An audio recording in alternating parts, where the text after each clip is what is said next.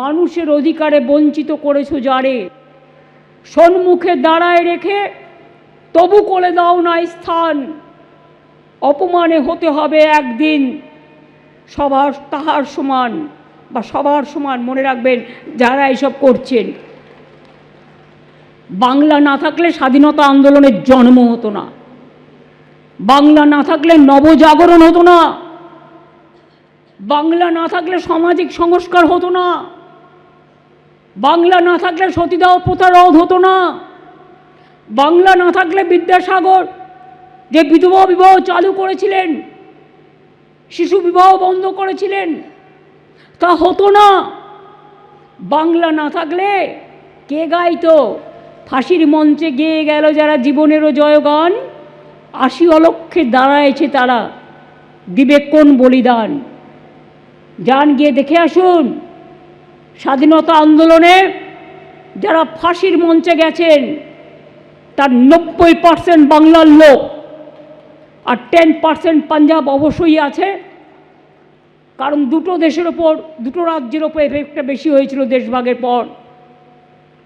এবং লড়াইটা তারা করেছিল পাঞ্জাবে জালিয়ানওয়ালাবাগের হত্যাকাণ্ড আপনাদের মনে আছে, যার প্রতিবাদে রবীন্দ্রনাথ ঠাকুর নাইট উপাধি ত্যাগ করেছিলেন।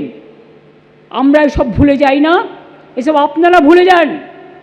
কখনো বিদ্যাসাগরকে অসম্মান করেন, কখনো রাজা রামমোহন রায়কে অসম্মান করেন, কখনো রামকৃষ্ণ পরমহংসদেবকে অসম্মান করেন, কখনো স্বামীজিকে অসম্মান করেন, কখনো নেতাজিকে অসম্মান করেন, কখনো বাংলার মাটিতে অসম্মান করেন। আর সেই বাংলায় সব এজেন্সি দিয়ে গায়ের জোরে সব করায়ত্ত করতে চান। গায়ের জোরে আর যাই করুন, মনে রাখবেন আম গাছে কখনো আমড়া হয় না, আর পেয়ারা গাছে কখনো বাবলার কাটা হয় না। এই মুহূর্তে সরাসরি আপনাদের দেশপ্রিয় পার্কে নিয়ে যাব, মুখ্যমন্ত্রী কি বলছেন দেখুন। তামিলনাড়ু বলুন, কই তাদের তো আমরা ভাই বোনের মতো সম্মান করি, তাহলে আমাদের লোকেরা কি অপরাধ করলো যে আজকে তাদের উপরে সন্ত্রাস চালাতে হবে, বুলডোজার চালাতে হবে, আমাদের অস্মিতাকে অসম্মান করতে হবে, আমাদের ভাষায় কথা বলা কি অপরাধ? আমাদের ভাষাকে দখল করার চেষ্টা করা হবে, বাংলার সংস্কৃতিকে অসম্মান করা হবে, বাংলার মানুষের অধিকারকে কেড়ে নেওয়া হবে। আমরা তো কারো অধিকার কাড়ার পক্ষে নই, আমরা গণতন্ত্রের পক্ষে, আমরা সর্বধর্ম সমন্বয়ের পক্ষে। প্রত্যেকটা মানুষের অধিকার আছে।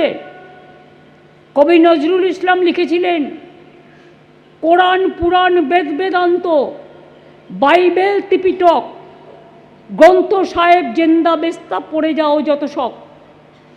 আমরা তো রাজবংশী ভাষা, নেপালি ভাষা, গুরমুখী ভাষা, কামতাপুরী ভাষা, অলচিকি ভাষা, কুরমালি ভাষা, সাদ্রি ভাষা সহ কত ভাষাকে, হিন্দি ভাষা, উর্দু ভাষা আমরা সবাইকে রেকগনাইজ করেছি।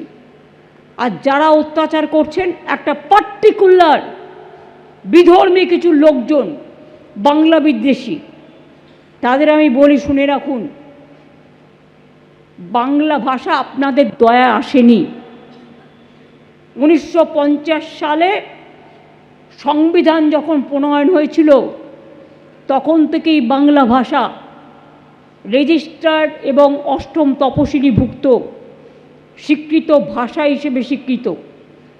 কারো দয়া আসেনি। আর যদি ধ্রুপদ নিয়ে বলেন, ধ্রুপদ সাহিত্য সব রাজ্যকে দিয়েছিলেন, একমাত্র বাংলা বাদ ছিল।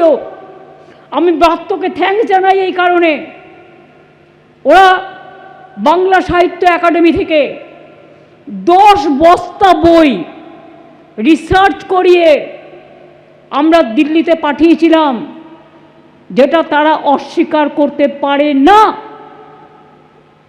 With evidence.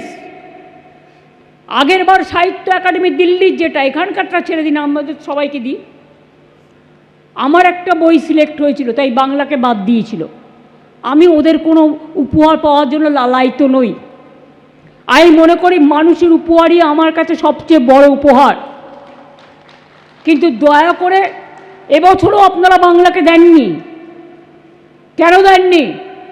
বাংলায় সাহিত্যিক নেই, বাংলায় সাংস্কৃতিক মনোনীত লোক নেই, বাংলা কবিতা লেখে না, বাংলা গান রচনা করে না, বাংলা গান গায় না, বাংলায় সাংস্কৃতিক প্রবণ মানুষ নেই, বাংলায় চলচ্চিত্র নেই, বাংলায় টেলি নেই, বাংলায় টলি নেই।